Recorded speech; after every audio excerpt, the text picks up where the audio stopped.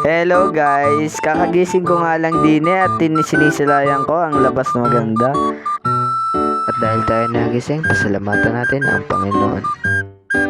Ako nga pala si Panganiban Vince SG at sana magustuhan nyo ang aking vlog. At dito nga, naisipan ko na rin mag-toothbrush dahil kakagising ko nga. Nakapaghilamos na nga ako dito, kaso hindi ko lang ipinakita. And pagkatapos ko mag-toothbrush dyan, mamaya magpapakain na ako ng kambing. At dito nga guys, tapos na ako mag-toothbrush.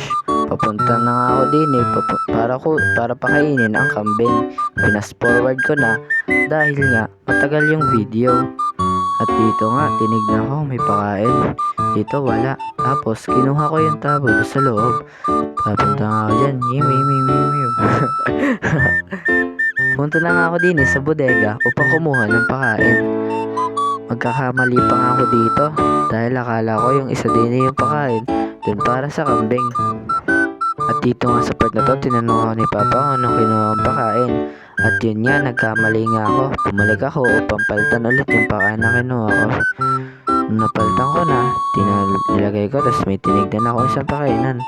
Tapos lumakad ako upang ibigay na yung pakain para doon sa kambing namin. At yun na nga, pagkatapos ko ilagay, inaya ko na may isang kambing kung kakain ito, hindi. Tapos nung bumaba siya, binaba ko rin, pero hindi siya kumain. Tapos, sayang naman yung pakain, kaya ibinali ko na lang. At dito nga sa video na ito guys, sorry kung hindi ko na naipakita na kumain ako. Pero kumain na ako. Papunta na nga ako dito upang kunin yung barako at itali dun sa damuhan. At nakita ko nga din yung barako, may ginagalaw. Kaya ang ginawa ko, hinila ko.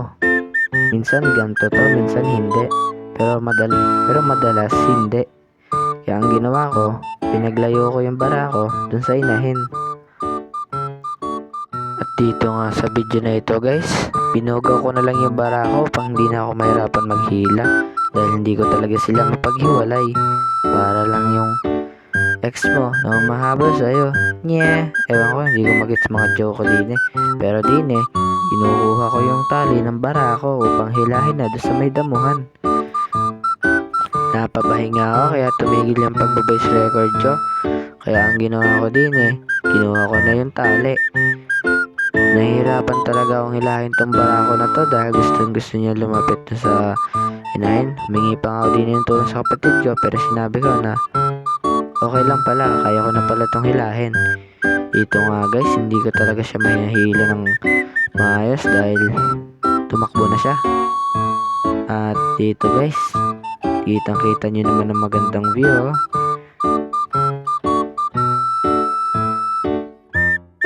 Dito nga guys, kukunin ko na yung tali upang hilahin ito. Ito nga guys, hirap na hirap ako din eh para ako na paghatakan sa isang kabayo. Pero barako. At dito na nga guys, naitali ko na siya. Ano ka ngayon boy? At eto nga, tinignan ko yung paligid dahil nagagandahan ako sa paligid. At dito nga guys, tapos na akong kumain, di ko lang pinakita. At dito, maghuhugas na ako at magpapalamo ng aso.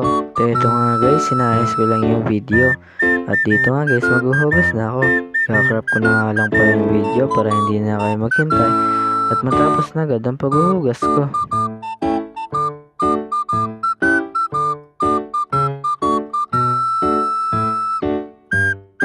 Dito nga guys, nililinis ko lang itong mga naririnig at mga natirang tubig doon sa may lababo. At eto nga, pinupunasan ko na yung gas stove.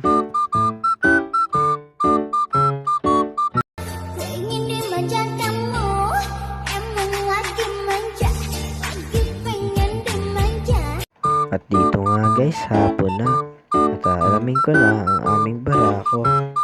Tatlo nga pala ang aming barako din. At ang dalawa naman ay barakito pa lamang. Maliliit pa lamang sila. Ito na nga, nilalapitan ko na yung barako. Hinahanap ko na yung tali at aking kakalasin.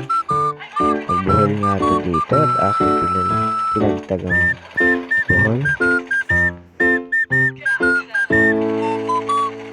Tapos tatanggalin ko na ang kanyang pagkakatali. At Eto nga, natanggal ko na. Ito na nga yung barako namin. At hahanapin ko na nga yung dalawa. Tatagtagin ko rin yung kanina tali. Ito nga yung isa at puti naman to. Connected ko na nga ang tali ulit. Madali ko lang ito natanggal. Pupuntahan ko naman yung item. Tatanggalin ko yung pagkakatali sa kanahan.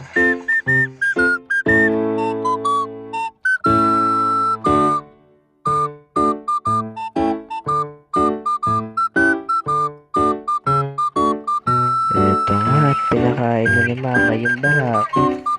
Ito nga pala si mama. Pinakain niya ito. Ito nga palang alaga kong aso. Naming aso. Dito sa park na to, tinitignan ko lang yung mga kambing.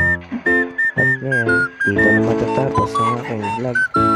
Sana naging masaya kayo sa aking vlog.